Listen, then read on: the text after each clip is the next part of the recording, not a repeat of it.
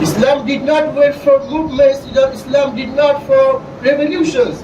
Islam granted women the right to education. Talabul ilmi faridatun ala kulli muslim. ये मरकज़ुल मारिफ़ इल्मुफ़न की वो किताब है कि जिसमें अहदिनों के हर सवाल का जवाब है।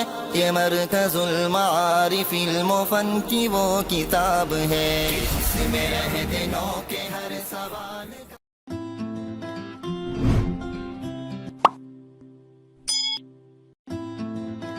Assalamu alaikum wa rahmatullahi wa barakatuh. الحمد لله وحده والصلاة والسلام على من لا نبي بعده. My respected president of today's program, you all guests, highly qualified judges, and all audience. Today we have topic to discuss: rights or reverence, Islam's enduring vision for women. Brothers, today we live in an age that speaks loudly of women's rights and struggles profoundly with women's dignity. An age where slogans travel faster than truth, where empowerment is reduced to exposure, consumption, and relentless competition. So today I do not ask you to applaud, I ask you to reflect, because the real question is not, does Islam give rights to women? But the real question is, did the world forget the moral standard by which rights should be measured?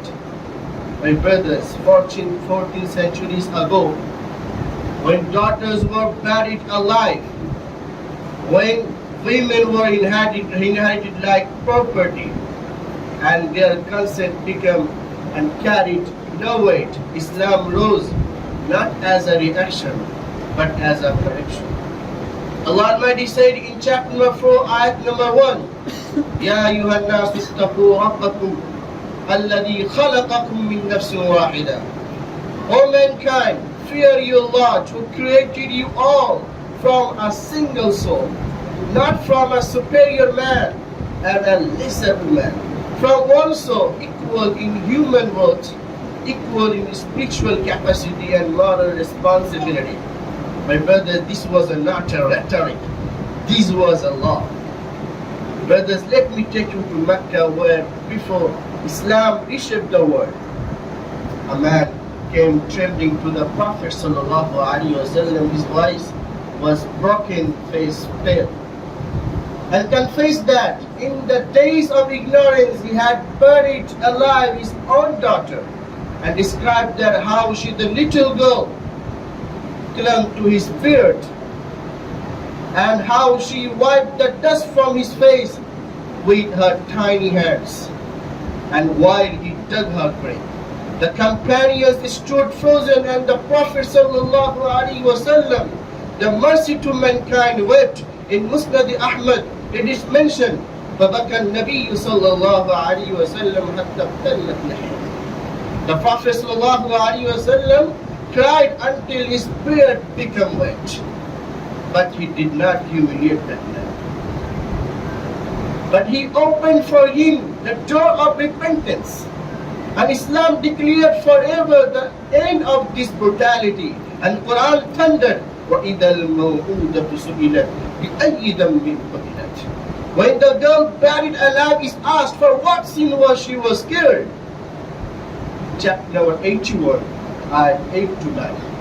From that moment onward, the daughters become no longer shame. They become means of salvation. And our Prophet ﷺ declared and proclaimed, Man ala jariyatayni hatta tablugha ja'a yawm al-qiyamati ana wa huwa kahatayni wa dhamma asabi'a. Whoever raises two daughters with kindness, in the days of judgment, I and he will enter like that, kahatayni wa, combine his fingers. This is Islam. Islam did not wait for movements, Islam did not for revolutions. Islam granted women the right to education. Talabul ilmi faridatun ala kulli muslim. the right to independent wealth inheritance. للرجال نصيب مما اكتسبوا وللنساء نصيب مما اكتسبنا. The right to consent in marriage. لا تنكح البكر حتى تستأذن. Islam elevated motherhood beyond imagination. Ummah, thumma ummah, thumma ummah, thumma abuha. This was not emotional exaggeration. This was moral recalibration.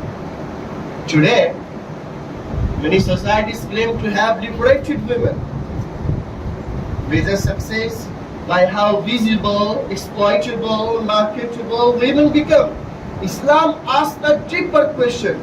Is liberation the freedom to be used or the freedom to be protected? Islam does not demand that women imitate men to be equal. Islam teaches that difference does not negate dignity. Equality in Islam is justice aligned with nature, not sameness imposed by ideology. Islamic modesty is not about liberating them and hiding them. Islamic modesty is liberating them from objectification. This is Islam. In a world that profits from female body, Islam declares you are more than the eye can consume. My brothers, any abuse is done in Islam's name is not Islam, is a betrayal of Islam. Where Islams and women are denied education or abused or silenced, Islam is not being practiced there. Islam is being violated there. My brothers, Islam, I ask you that. The question is not there whether Islam must adapt to modern ideas. The question is that Islam, does the world has the courage that adapt to the Islam's nature, Islam ideas? So here I conclude my talk. Thank you all great people and have a nice day.